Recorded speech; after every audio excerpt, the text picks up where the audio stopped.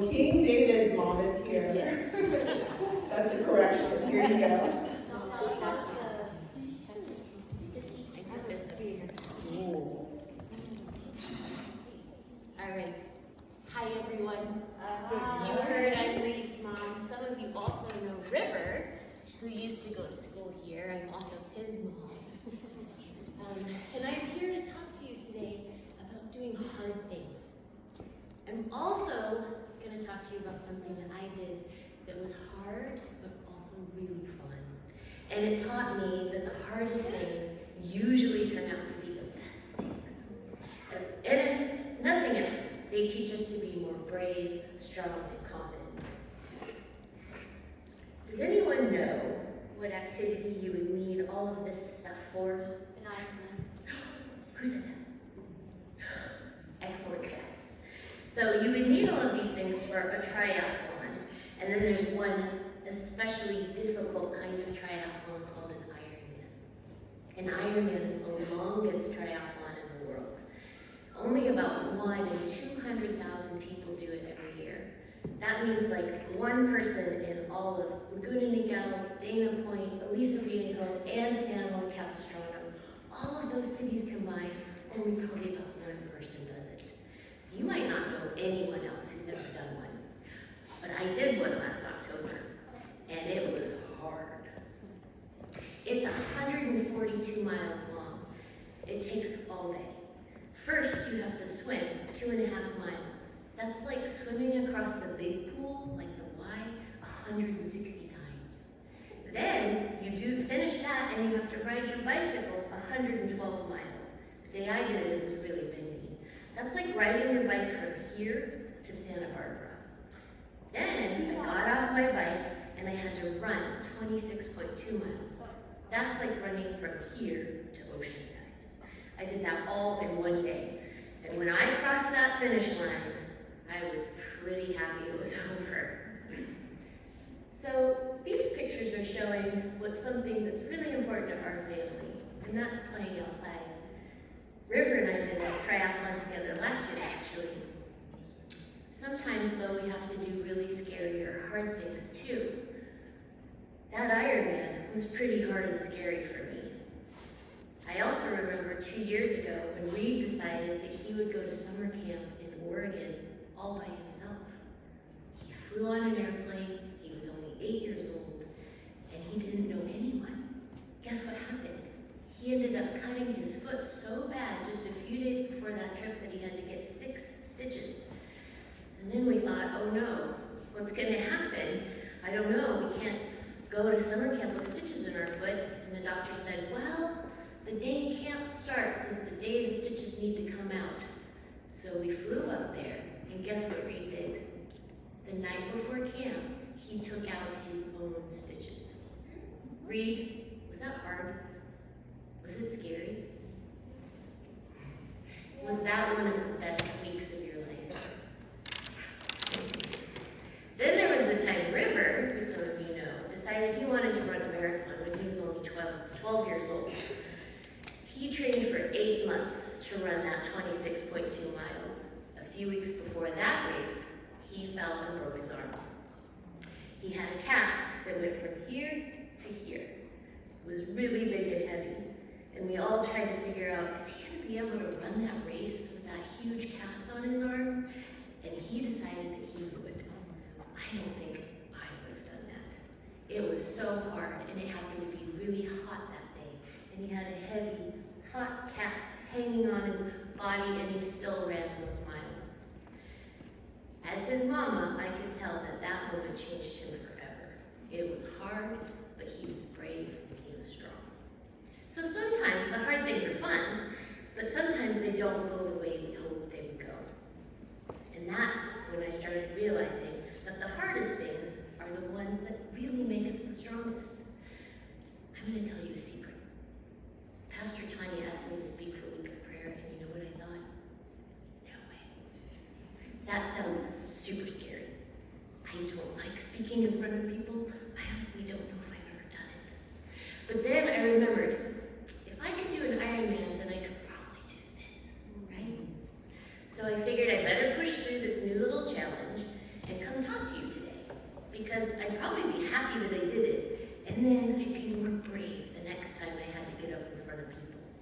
So reluctantly, I said yes. And that got me thinking about all the little hard things I'd done in my life along the way. And it taught me that it's okay to be uncomfortable sometimes. And I realized that I think you guys are doing all those same hard things every single day. They're making you stronger, more brave and confident. And someday, you too will be able to do an Ironman if you want to. So what are those little hard things you're doing? Can't be that, it sounds complicated, but maybe it's not, right? So I thought maybe I'd tell you a little bit about my story. I had a really easy, fun childhood growing up in the middle of the countryside in a little town called Walla. I had my grandmas and my grandpas and my aunts and my uncles and all my friends, and I went to a tiny Seventh-day Adventist school where the teachers were wonderful and the kids were nice. Then came that first really hard thing. My parents announced to me the summer before 4th grade that we would be going to Germany for 8 months. And that I would be going to 4th grade in Germany. Has anyone ever learned to speak a new language? Or maybe you had to help your parents because they didn't speak the language? They said, "It's okay, Angie, you'll figure it out." And I thought, that's crazy. It was the first time in my life I had the feeling, I don't think I can do this. I definitely don't want to do this, and I'm super scared. But guess what? They were right. I went to school, and I slowly learned the language, and I made a lot of new friends, and it was one of the best years of my life. Then I got to go back to Walla, which was super easy and fun. Then came the next hard thing. At the end of 5th grade, my parents said, "Guess what? We're moving to Southern California." And I thought, I've never even been there. Raise your hand if you've ever had to move. Anybody? Oh wow, that's a lot of you. Yeah, I thought, I don't want to leave this wonderful place I live, and my cousins and my aunts and my grandmas and grandpas. But then I thought, well, at least I know how to speak the language this time. And it couldn't be that hard, right? And it wasn't. I learned to make new friends, and I discovered I loved this place. It's so beautiful. Then came the next hard thing. When I was 12, I hurt my knee. This one. I ended up having to be on crutches for 8 weeks. I ended up having 4 different surgeries over the next 15 years. Has anyone ever had to use crutches or have surgery? Or maybe they broke a bone? It's so frustrating when you can't move your body the way you want to. There were times I felt like I was never going to walk again. And that was the hard thing that made me realize how grateful I am for a body that can play outside. Because for so many months of my life, I couldn't even walk. So I started mountain biking and running and water skiing and playing at the beach. I had so much fun being outside and making new friends and moving my body. Then came the next hard thing. At the end of 7th grade, when I had my very first boyfriend, my parents announced that we were going to move again. Don't raise your hand this time. But have you ever really liked someone and not had it work out the way you hoped it would? Or maybe your parents realized they couldn't stay together, and that made you really sad. When 2 people can't be together anymore, it's really sad. There were days I woke up and thought, I can't even breathe, I'm so sad.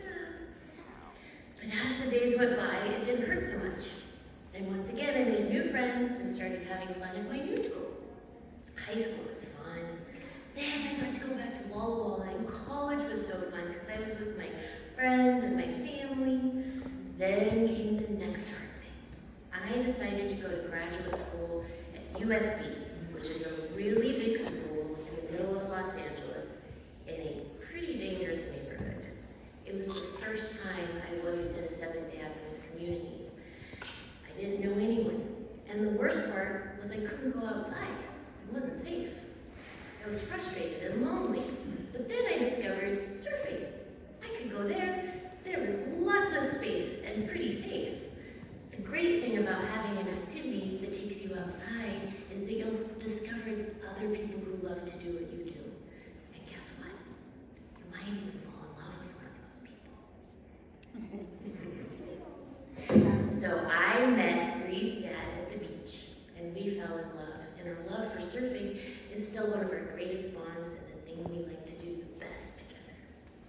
Then came the next really hard thing. Babies. Has anyone in this room had a baby? Raise your hand if being a mama or daddy is the hardest thing you've ever done.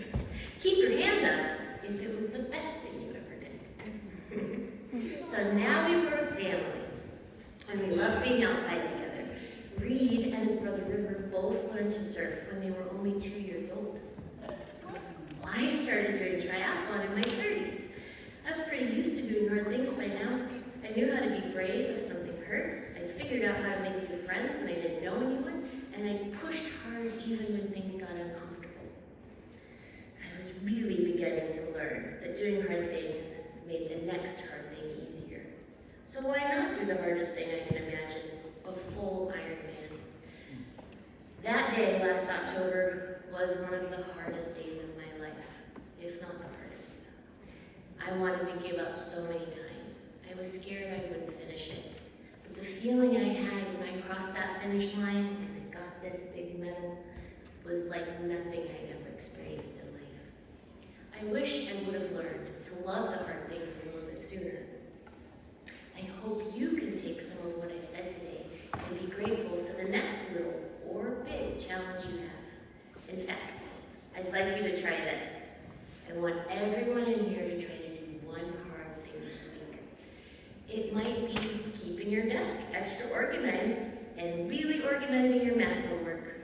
Or maybe you're ready to take the training wheels off your bike. It might be letting someone else have the first turn, or offering to walk your dog when you get home from school today. Maybe it's signing up for a new class or a camp this summer that you've never tried. Or trying a food that you think you'll hate.